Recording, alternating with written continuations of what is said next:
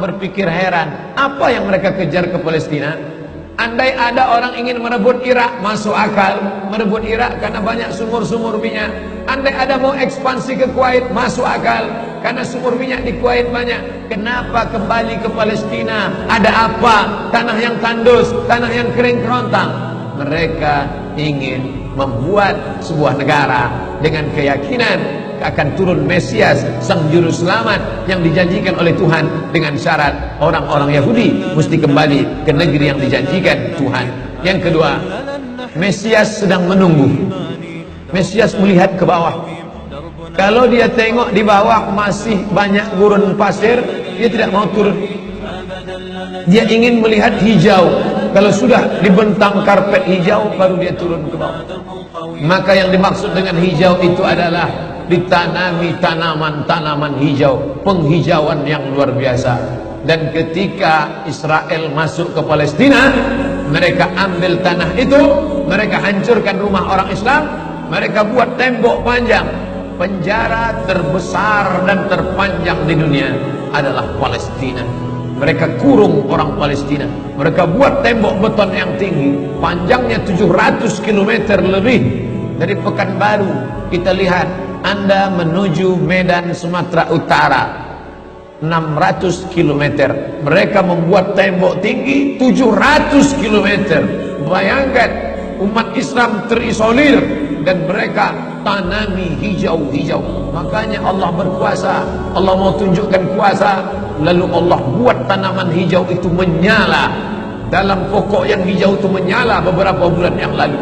Heran orang, Allah mau menunjukkan kekuasaannya. Kalian tidak mau tolong Palestina, aku yang akan menolongnya. Tanaman yang hijau yang mereka tanam itu tiba-tiba terbakar. Tidak ada yang bisa mematikannya. Sampai-sampai reporter wartawan Amerika mengatakan, tidak ada yang bisa mematikan kebakaran ini kecuali Tuhan, karena Dia yang membakar. Mengerti keadaan kita zaman sekarang. Jangan sampai dikatakan Palestina bukan urusan kita. Ini kan masalah politik. Indonesia ya Indonesia, Palestina ya Palestina. Antum tidak mengerti masalah dunia. Palestina adalah masalah umat Islam. Subhanalladzi asra bi'abdihi. Maha suci Allah yang sudah memperjalankan hambanya minal masjidil haram, dari masjidil haram, ilal masjidil aqsa, masjidil aqsa, masjidil aqsa Palestina. Kita yang tertulis dalam kitab suci kita bahwa kita punya ikatan emosional. Kenapa kita tidak yakin itu? Yahudi ajarannya dibuat-buat, ajarannya mitos, tapi mereka punya keyakinan yang luar biasa. Mereka rebut negeri itu, mereka kuasai, mereka hancurkan negeri musuh. Atas dasar apa?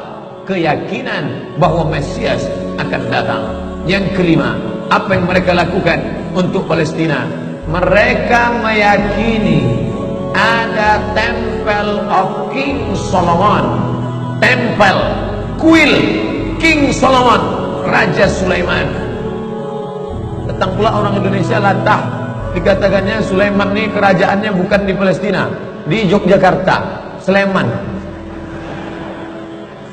Kata dia, King Solomon itu punya tempel kuil, dan Temple of King Solomon letaknya pas di bawah Al-Masjidil Aqsa. Apa maknanya? Mereka mengeruk setiap hari bulldozer, traktor, ekskavator, terus mengeruk keliling Masjidil Aqsa. Mereka ingin meruntuhkan Masjidil Aqsa. Tulis Temple of King Solomon, enter, pilih image, tampak gambar replika. Inilah kerajaan Sulaiman yang ada di bawah Masjidil Aqsa. Akan mereka naikkan. Mereka sudah bangunkan rumah kecil replikanya, seperti orang Riau membuat rumah replika, rumah Melayu Kampar, rumah Melayu Siak, rumah Melayu Bengkalis. Di mana rumah itu? Di Purna MTQ. Anak-anak kita kalau mau tahu bagaimana rumah Melayu Kampar, bagaimana rumah Melayu Siak, bagaimana rumah Melayu Pelalawan, pergi ke sana. Sebagiannya ada, sebagian tak ada, tak kemana pergi. Tapi mereka membuatkan itu.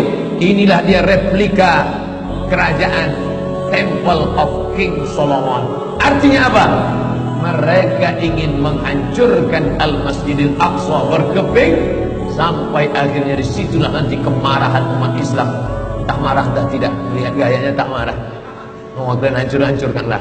banyak lagi urusan kami sibuk dengan ini. Tapi akan ada hamba-hamba Allah, la tazulu fi ummati ta'ifatun min ummati, akan tetap ada sekelompok umatku yang memperjuangkan agamaku, kata Allah Subhanahu wa taala. Yang terakhir, yang kelima,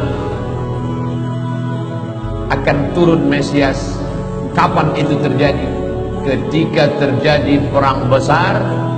Sebetulnya dalam agama Islam sudah dituliskan yang dimaksud dengan Mesias itu siapa.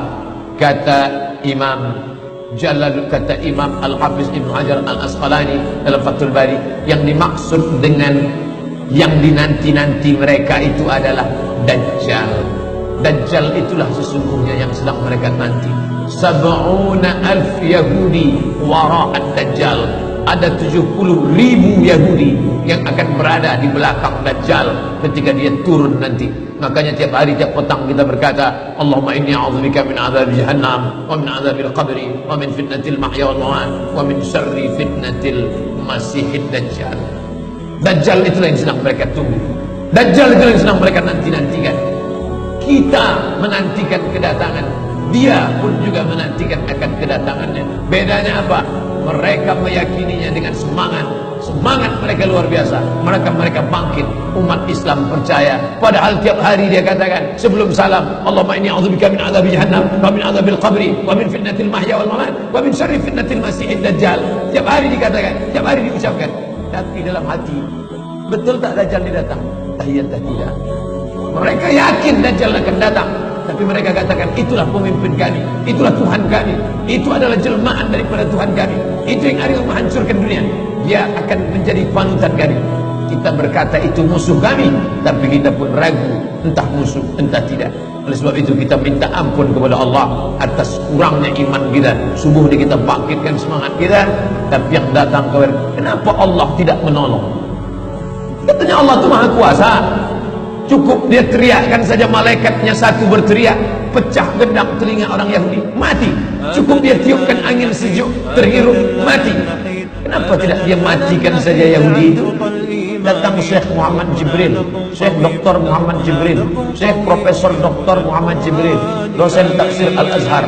Kami undang, mahasiswa Indonesia mengundang di waktu di Mesir dulu kuliah. Lalu saya tanya, Assalamualaikum Syekh. Ya, kaum Ad binasa, kaum Samud binasa, kaum Midian binasa, kaum Iram binasa, kaum Fir'aun binasa. Kenapa Allah tidak membinasakan Israel ini? Senyum Syekh Muhammad Jibril. Apa kata dia? Ya beni, anak, seandainya Allah membinasakan Israel ini, lalu apa yang tersisa untukmu? Ditunjuknya saya. Seandainya Allah membinasakan Israel ini, lalu apa yang tersisa untukmu? Terdiam saya. Allah sengaja sisakan ini sebagai medan jihad kita menolong agama Allah Subhanahu wa ta'ala.